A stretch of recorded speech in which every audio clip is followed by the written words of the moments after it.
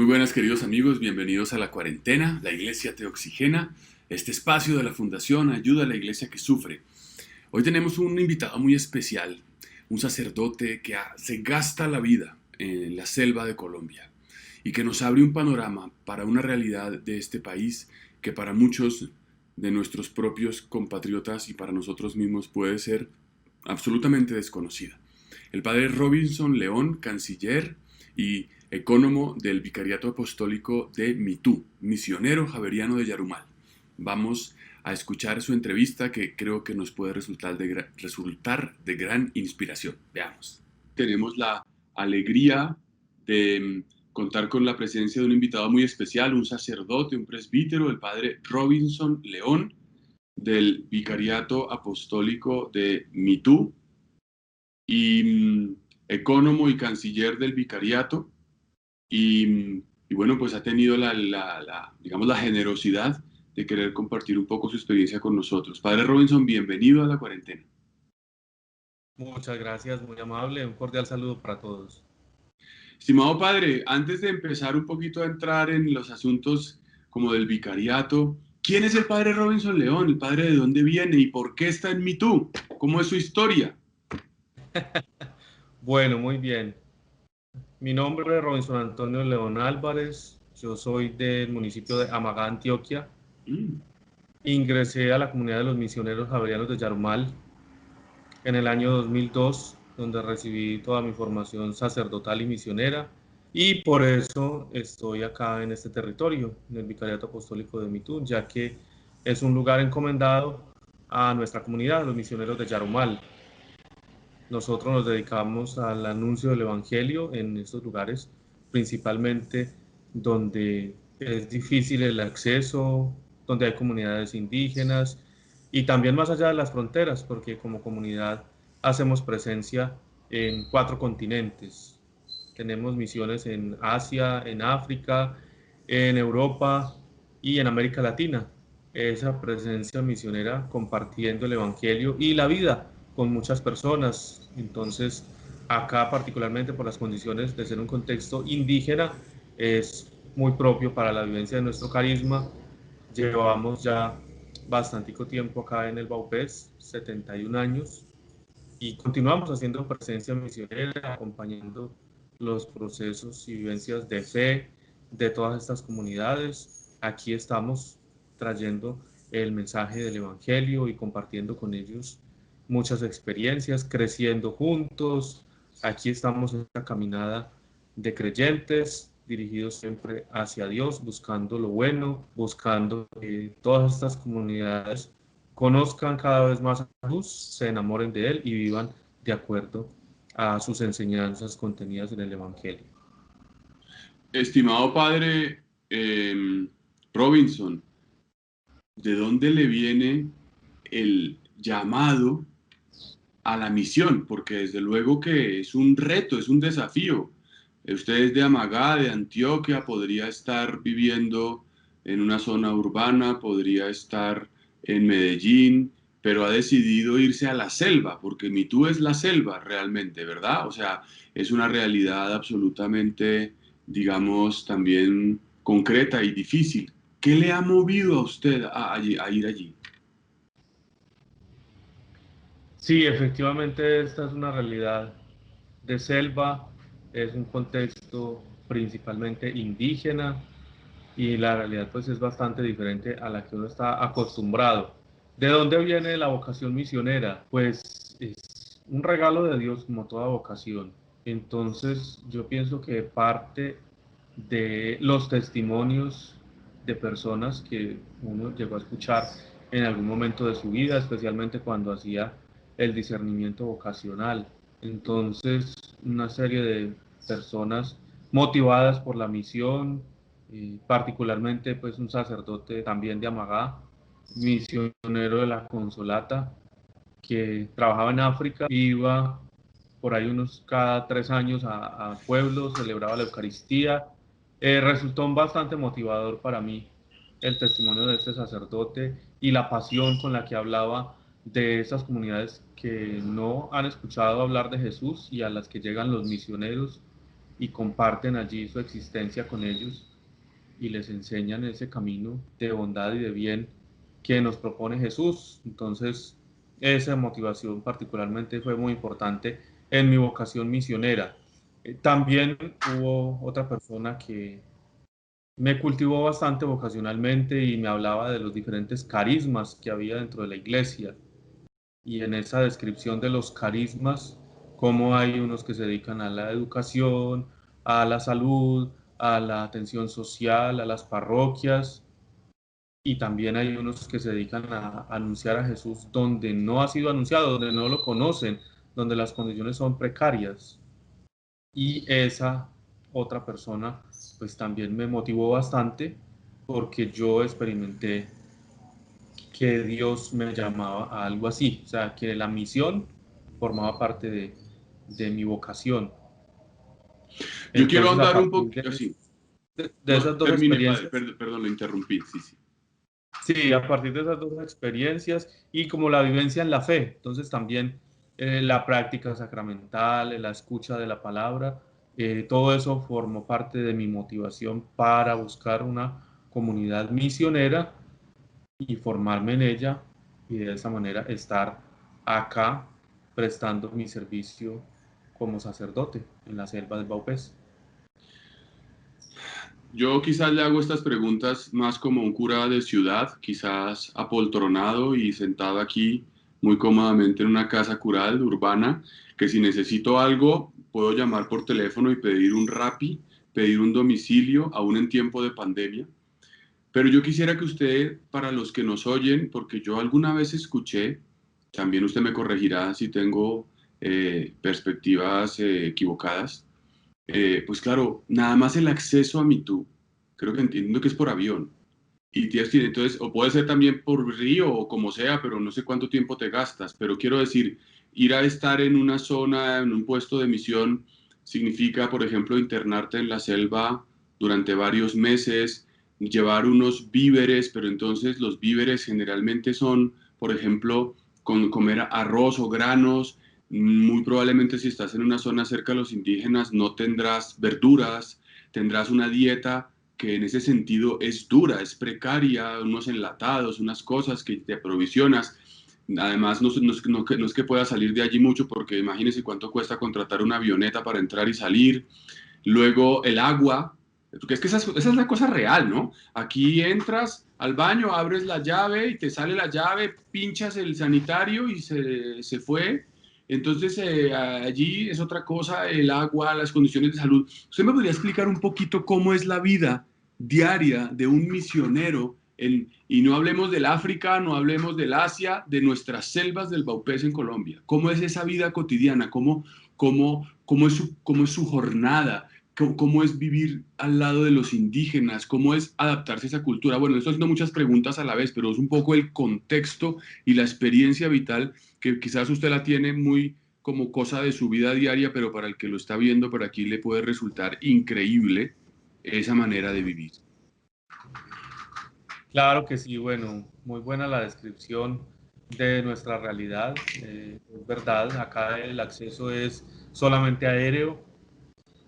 Por el río llega algo de carga, pero no es aconsejable que haya pasajeros que vengan por el río porque es un trayecto demasiado largo, saldría muy costoso, además de lo incómodo que es uno pues venirse junto con una lancha que trae carga, con todas las paradas que tiene que hacer. En definitiva, pues el acceso es aéreo. Toca llegar en avión. Desde Bogotá a Camitú son unos 574 kilómetros. Eso se resume en una hora, hora y media de vuelo. Pues es una gran facilidad llegar a través de este medio, pero también la otra gran verdad es que cuando uno está en este lugar, pues viene a adaptarse, a mañarse, a conocer la realidad y saber que debe permanecer pues un buen tiempo, que justifique la venida desde tan lejos y a través de ese medio que bien sabemos que es costoso. Ya dentro del Baupés, las condiciones, sí, claro, son en esas circunstancias, toca abastecerse de los víveres que por lo general vienen de afuera. Entonces, granos enlatados, lo que mencionaba hace un momento, forma parte de la alimentación cotidiana de los misioneros, ya que la selva produce pues una variedad de alimentos, pero nosotros no estamos acostumbrados a ellos.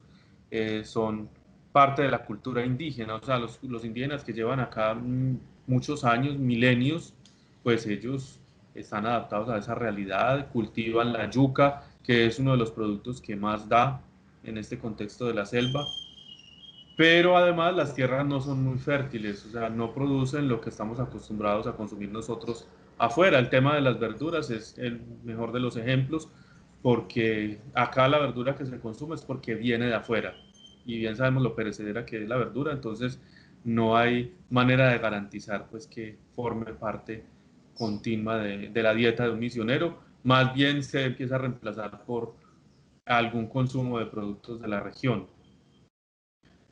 Eso de los servicios públicos, yo los valoré mucho cuando conocí acá, porque Mm. el agua por lo menos se puede solucionar con unos tanques, se recoge agua lluvia.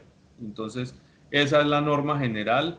Aquí en el Baupés, digamos, todas las casas curales, incluida la casa episcopal, tienen unos tanques para almacenar el agua lluvia y llueve bastante en la selva, entonces eso es muy frecuente que esté lloviendo prácticamente todos los días. Cuando pasan 2 o 3 días sin llover, ya la gente empieza a extrañar. Entonces, el tema del agua, bueno, se soluciona de esta manera. La energía eléctrica es así que la extraña uno en el contexto más profundo de la selva, porque no hay. Y allí se da uno cuenta en este mundo moderno, lleno de tecnología, donde afuera todo el mundo supone que en todos los lugares hay internet, aquí ni siquiera hay energía eléctrica y en la gran mayoría de las parroquias y de las comunidades que visitamos ni siquiera hay señal de celular. Hasta hace poco habían unos teléfonos satelitales que funcionaban con una tarjeta, pero dada la llegada de los celulares y las antenas de telecomunicación, eso le quitó mucha fuerza a los teléfonos satelitales. Y como a la final eso es un negocio, lo quitaron, pero las antenas no han llegado a todos los lugares. Entonces, hay por ahí unas 3 comunidades que tienen antena de comunicación así a través de celular, y por esas 3 le quitaron los teléfonos satelitales a todo el departamento del Baupés. O sea, podríamos decir que hoy, año 2020, estamos mucho más atrasados que hace unos 5, 10 o 15 años que había mejor comunicación. O sea, hemos retrocedido en el tema de la comunicación.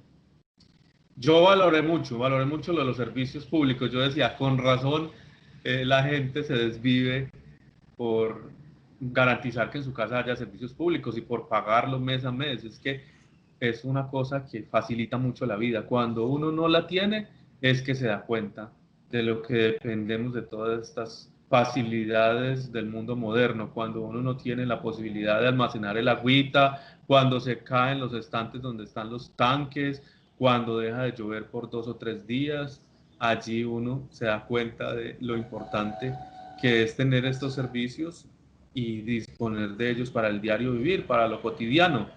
Entonces, son esas realidades que se afrontan, pero pues también ahí se camina con los indígenas, uno se pone en el lugar de ellos, se solidariza, pues están acostumbrados a este ritmo de vida, ellos están adaptados a sus contextos, a su selva, a sus costumbres, entonces vamos a caminar con ellos en medio de esta realidad. Todo lo que se pueda hacer para que juntos progresemos, para que juntos alcancemos más facilidades, pues eso se promueve también, que hay algún proyecto para poner unos paneles solares o que hay una posibilidad de una electrobomba para que el agua llegue a las casas, pues se busca ese apoyo y se busca caminar juntos para que la solución nos beneficie a todos. Usted está transmitiendo desde Mitú. Evidentemente el fondo que tenemos no creo que sea de la zona de allí del lugar. Y por ejemplo, bueno, al menos allí se ve que entonces llega el internet con una señal bastante aceptable. Bueno, eso del Internet es algo muy reciente, porque aquí no contábamos con esta posibilidad de comunicarnos hasta hace muy poco. Entonces, sí, afortunadamente se va solucionando y poco a poco va llegando esta tecnología y la posibilidad de uno comunicarse. Entonces, es algo muy reciente de que acá tengamos ahora esta el Internet. posibilidad, pero entonces sería únicamente aquí en Mitú, que es la capital. Padre Robinson, yo voy a una pregunta un poquito volviendo atrás. ¿Quiénes son los misioneros javerianos de Yarumal que están dejándose la vida en la misión allí en el vicariato? ¿Cuál es el carisma? ¿Cuál es un poco la historia un poco de la congregación? Bien, los misioneros javerianos de Yarumal somos una sociedad de vida apostólica, o como la gente más nos conoce, una comunidad misionera fundada por Monseñor Miguel Ángel Builes, quien fuera obispo de Santa Rosa de Osos en el departamento de Antioquia. Fundó la comunidad en el año 1927, entonces llevamos 93 años de historia y el carisma, es decir, la ruta que nos traza el fundador y ese espíritu que quiere impregnarle a cada uno de los miembros de la comunidad, se resume en la siguiente frase: anunciar el Evangelio entre quienes no conocen a Jesucristo y entre ellos darle prioridad a los más pobres, muy en consonancia pues con el envío que hace Jesús en el Evangelio de ir a anunciarlo a todos los lugares del mundo, enseñar a cumplir los mandamientos que Él nos ha enseñado y brindarles el auxilio espiritual de los sacramentos. Entonces, el carisma de nuestra comunidad es ese, el anuncio de Jesucristo donde no lo conocen. Por eso acompañamos a las comunidades indígenas, que en muchas ocasiones son tan olvidadas. Una realidad bien interesante de nosotros como comunidad misionera es que al estar en estos lugares donde la mayoría son indígenas, entonces los indígenas cuentan con una muy buena atención pastoral, porque ese es nuestro fin, llegar a ellos. Allí se da un intercambio muy interesante porque crecemos en amistad, en cercanía. Los indígenas de la Amazonía, por lo menos los que yo conozco, son muy acogedores, son muy respetuosos, son de muy buen sentido del humor. Eso hace que haya una gran afinidad entre los misioneros y los que conforman esas comunidades indígenas. Y entonces lo resalto porque me he dado cuenta que en otros lugares donde los indígenas son minoría, como en ciertas partes del interior del país, están muy desatendidos espiritualmente. Desafortunadamente no hay la voluntad, los medios, los recursos, ni la cercanía como para que desde las parroquias, muchas veces ubicadas en el casco urbano y lejos del contexto indígena, se les dedique el tiempo que ellos demandan, porque los mismos indígenas, ellos piden cuando vuelve el sacerdote, cuando se queda más tiempo con nosotros, cuando nos envían a la hermana religiosa para que esté aquí enseñándonos la catequesis, reforzando todo este tema del Evangelio, los temas bíblicos. Entonces ellos reclaman, piden bastante esa compañía de los misioneros y las misioneras. Aquí afortunadamente pues tenemos la posibilidad de brindarles esa atención y ese acompañamiento. Aquí afortunadamente los indígenas cuentan con una buena atención pastoral que se ha sostenido ya por muchos años y hace que se vean los procesos de caminada en la fe de estas personas que sigan manifestando su deseo de conocer más a Dios, su sed de Dios, su deseo de recibir los sacramentos. Es algo que lo llena a uno de satisfacción y de alegría porque se ven los frutos de la trayectoria que han recorrido muchos misioneros hasta el momento, hasta el punto de hoy en el que nosotros nos encontramos.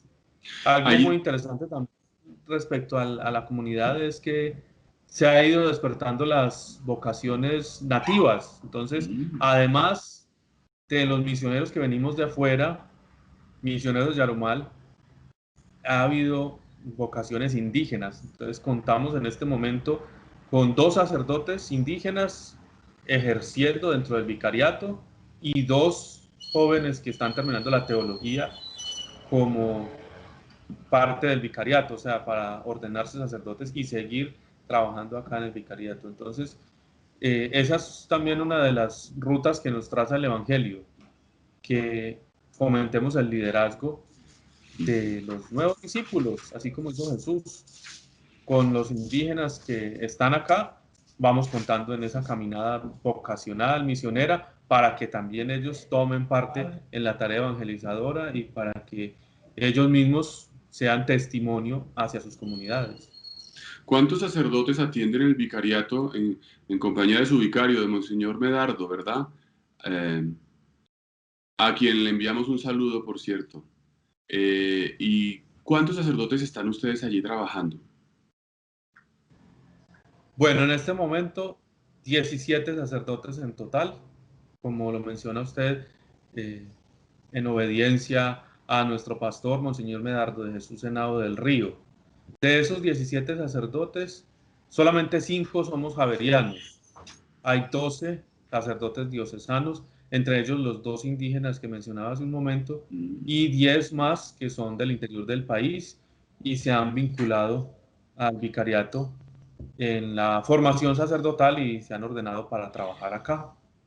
Qué Entonces bien. ellos se unen a esta causa misionera y vienen pues con todo su entusiasmo y su alegría a servirle a las comunidades, a adentrarse en esa cultura y en esa realidad. Padre Robinson, ¿y ustedes cómo han vivido este tiempo de pandemia, este tiempo de coronavirus?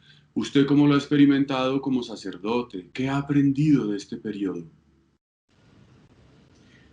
Bueno, como ha sido para todos algo completamente inédito, inesperado, una realidad que no nos alcanzábamos a imaginar, entonces ha sido la ocasión pues para volver sobre uno mismo, evaluar su vida espiritual, evaluar su presencia misionera, en reconocer que muchas veces esto de la misión consiste también en estar ahí. A veces no hay tanta facilidad para compartir con las personas, para hacer actividades, no siempre tienen la disponibilidad de ellos porque están en su ritmo de vida normal. Este tiempo de la cuarentena y de la pandemia nos ha afianzado en el estar ahí, en el fortalecer la espiritualidad, en el saber que para las comunidades indígenas es muy importante que sus sacerdotes hagan presencia en medio de la comunidad. Es como el centro de la comunidad, está la parroquia y que allí esté el sacerdote. Un signo bien interesante es que todos los sacerdotes estábamos acá en el vicariato en el momento en el que se empiezan a decretar las cuarentenas y a restringir la movilidad.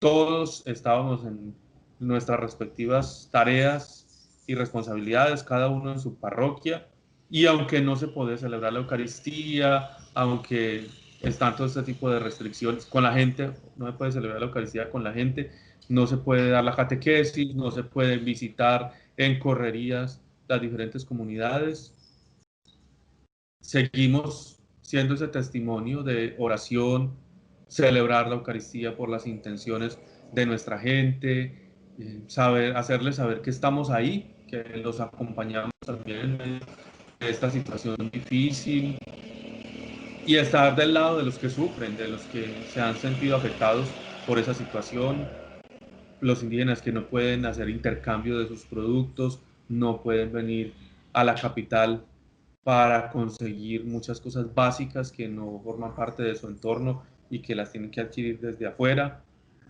Todo eso ha sido una oportunidad para releer nuestra presencia misionera acá y afianzarnos desde ese acompañamiento espiritual. ¿Ha habido contagios entre los indígenas? Sí, ha habido contagios, empezaron por el lado de la frontera con el Brasil. Entonces, como acá el departamento del Baupés tiene una franja bastante amplia de frontera con el Brasil, hubo mucho intercambio con población indígena de Brasil, porque ese límite es también con la selva amazónica brasilera, y para los indígenas obviamente no hay fronteras, no hay límites, ellos tienen sus familiares en un lado y otro de la frontera, por tanto continúan pasando como se los dicta su ritmo de vida normal, a la chagra, o sea, al cultivo que está al otro lado de la frontera, donde están mis familiares a este lado, donde tengo primos, amigos. Ese intercambio hizo que llegara desafortunadamente los infectados a la población indígena de Baupés. Y pues ahí eso obligó a endurecer un poco las restricciones, a tener en cuenta las recomendaciones, a seguir insistiendo en el autocuidado y evitar al máximo que se propague el contagio de este virus que lastimosamente ha causado tanto daño en nuestra humanidad últimamente. Muchas gracias, Padre. Y finalmente, ¿el Vicariato Apostólico ha tenido alguna relación con la Fundación Ayuda a la Iglesia que Sufre? Claro que sí, afortunadamente hemos recibido el apoyo de la Fundación Ayuda a la Iglesia que Sufre.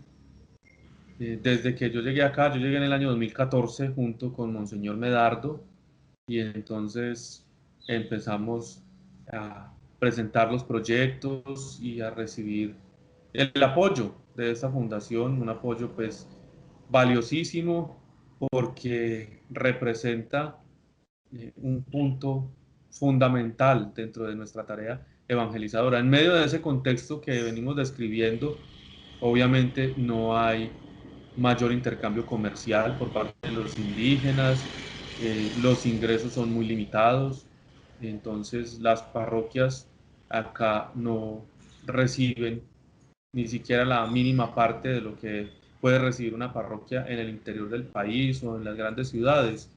Acá los indígenas llevan su ofrenda y es la fariña que es la yuca procesada en una forma de una harina gruesa y que forma parte de su alimentación cotidiana.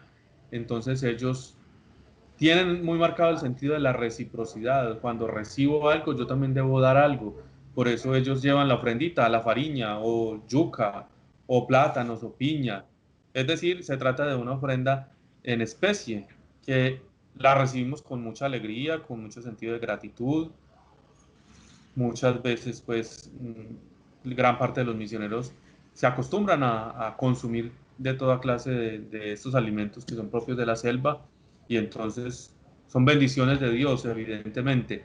Pero para el apoyo de la misión, para el desplazamiento aéreo, que a nivel interno del vicariato también debe ser aéreo, además de que llegamos de Bogotá solo por aire, para ir a cada uno de los 12 centros de misión o parroquias que tenemos en el vicariato, también debe ser un vuelo charter, porque los desplazamientos por río son demasiado extensos y en muchas ocasiones los ríos no son navegables, hay muchas cachiveras, caídas de agua que no permiten la navegabilidad. Entonces, las condiciones del entorno demandan pues, de un apoyo más que necesario. Por eso, el respaldo que hemos recibido de la Fundación ha sido muy importante para garantizar el sostenimiento de la pastoral, que nuestros sacerdotes, misioneros y misioneras puedan llegar hasta las comunidades indígenas, que se pueda celebrar la Eucaristía con ellos, orando por las intenciones de todos los bienhechores de la Fundación. Hemos recibido eh, todos los años que yo he estado acá intenciones de misa de la Fundación que nuestros sacerdotes la celebran con mucha alegría y dedicación en compañía de los indígenas. Es decir, con nuestros indígenas elevamos nuestro espíritu por las intenciones de las personas que han mandado a celebrar estas Eucaristías. Tiene un mérito grande en la presencia de Dios porque el templo es la selva muchas veces, la catedral, la gran catedral desde la que celebramos es en medio de la selva, cubiertos por los extensos árboles que crecen y a la sombra de esta selva majestuosa. Entonces, con toda seguridad, pues que Dios atiende y escucha de una manera especial en los ruegos y súplicas que hacemos aquí por los bienhechores y por la fundación y toda esta obra que realiza. Hemos recibido el apoyo también en el tema de infraestructura para cambiar algún techo en una parroquia, para organizar la dependencia donde viven las hermanas. Esa ayuda en infraestructura no es fácil de conseguir. la Fundación Ayuda a la Iglesia que Sufre nos apoya en ese sentido, porque otras fundaciones, otros organismos internacionales, pues como bien lo sabemos en este momento, no apoyan para nada el tema de infraestructura. Y es necesario que haya unas condiciones mínimas donde están las hermanas misioneras, donde se atiende el culto, la capilla, pues donde se reúne la comunidad para celebrar la Eucaristía. Muchas veces, pues, obviamente se va a deteriorar con el paso del Claro. tiempo y ese apoyo ha sido muy valioso, muy importante. Les agradecemos muy sinceramente ese respaldo y de verdad, pues que gracias a ustedes se puede seguir adelante con esta labor misionera. Sabemos que son una bendición de Dios, son los medios de los que Dios dispone para que nosotros podamos estar acá en la vanguardia de la misión. Me decía a mí el rector del seminario, que cuando estemos en la vanguardia de la misión, recordemos que el Señor está moviendo muchos corazones para que eso se pueda hacer realidad. Él está moviendo allá el corazón de tantas personas para que a Así través de es. su apoyo, de su oración, esto sea satisfactorio y llegue a feliz término en el cumplimiento de la misión encomendada. Pues Padre Robinson, usted nos ha ilustrado de una manera muy amplia, muy profunda, también concreta, su vida sacerdotal, la labor en la misión, la experiencia de la pandemia y la relación con nuestra fundación. Pues muchísimas gracias por estar con nosotros en la cuarentena, por hacernos cercana a esta realidad de la misión. Y yo sé que muchas personas quedan tocadas y motivadas para orar, para conocer, para ayudar esta labor de los misioneros y por qué no que algún joven o alguna joven se planteen esta como su propia vocación. Así que muchas gracias por estar con nosotros en la cuarentena. Dios lo bendiga. Amén. Muchas gracias también a ustedes y un saludo muy especial para todos. Bien, hemos visto al padre Robinson que nos ilustra la vida en la selva, las dificultades de tantos órdenes que hay que afrontar en un contexto como este, la valentía, la generosidad. Ver que la iglesia está presente también allí, en los lugares más inesperados, en medio de los indígenas. Y hay personas que han sido llamadas por el Espíritu, sacerdotes, religiosas, misioneros, a donarse allí, como el Padre Robinson. Qué bueno que nosotros los podamos apoyar y que podamos tenerlos presentes en nuestra oración y se nos amplíe qué es la iglesia. La iglesia tiene una infinidad de carismas maravillosos. Por tanto, creo que esta manera de vivir, esta generosidad de los misioneros nos inspira y nos ayuda. Así que sigamos conectados en la cuarentena para ver contenidos que nos ayuden a conocer nuestra iglesia, nuestra fe, a ser mejores cristianos. Dios los bendiga. Nos vemos en la próxima ocasión.